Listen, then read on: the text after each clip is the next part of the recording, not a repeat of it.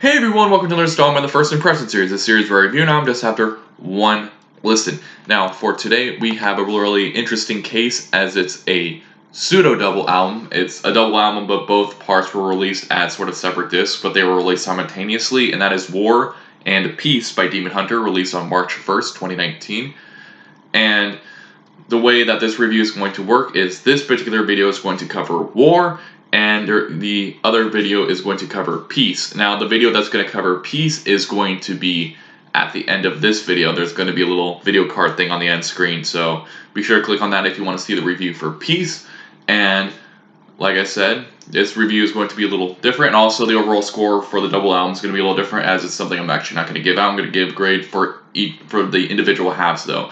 And as for what my actual overall score would be, it would be the median between the two reviews. So, for example, if I gave one album a 6 and the other one an 8, then my overall score would be a 7. Or if I gave one album a 4 and the other a 5, my score would be a 4.5. So yeah, that's how that works. So anyways, without further ado, we're going to get into the artwork. The artwork features the iconic Demon Hunter logo, but in the form of bones against a stone tablet that's broken. I really do dig this cover, and I think it's a really awesome cover. I'm going to give this cover a 10 out of 10. Now we're going to get into the actual album, and we start with Cut to Fit, which has a really interesting industrial elements in the intro. The guitar melody is great on this track. The screams here are great, and it gives the song some bark. There is an interesting, almost bluesy-like guitar solo on this track. Second song is On My Side. The chugging riffs on this track are fantastic. The clean vocals go surprisingly well against the chugging riffs. Demon Hunter has always had their strength in combining melodic moments with aggression. The third song is Close Enough. Great guitar leads to start the song. The riffage in the song is fantastic, as well as the screams. They give the song a very thumping groove, and the bass and the fantastic guitar solo in the outro. Fourth song is Unbound, which is just simply some very good metalcore, and it has some very strong drumming throughout. I really do like the use of the cymbals and hi-hats during the bridge that the drum kit utilizes. After that, we get Gray Matter, which is probably one of the more slower songs on the disc, and I really do dig the rhythm on this track. This track does a good job of slowing down the album a little bit, but that said, the song still rocks, and it's definitely not a full-fledged ballad by any means. It's just one of the lesser heavy songs by default. Our sixth song is The Negative, and I really love the aggression on this track. The intro with just the screams and the drumming is solid. There are some really good melody parts, which I would recommend is something that is used for the crowd to chant during live shows.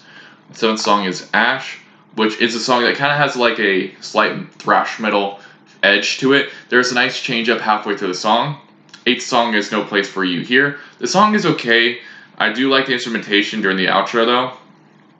Ninth song is Leave Me Alone. This is another track that slows down the album, though it's not as strong as the other one here. I really do think the bridge is good here, and the chorus is on the track. This 10th song is Lesser Gods. I really like the sort of dawn-like atmosphere of the intro on the track, and the way it just builds up is fantastic.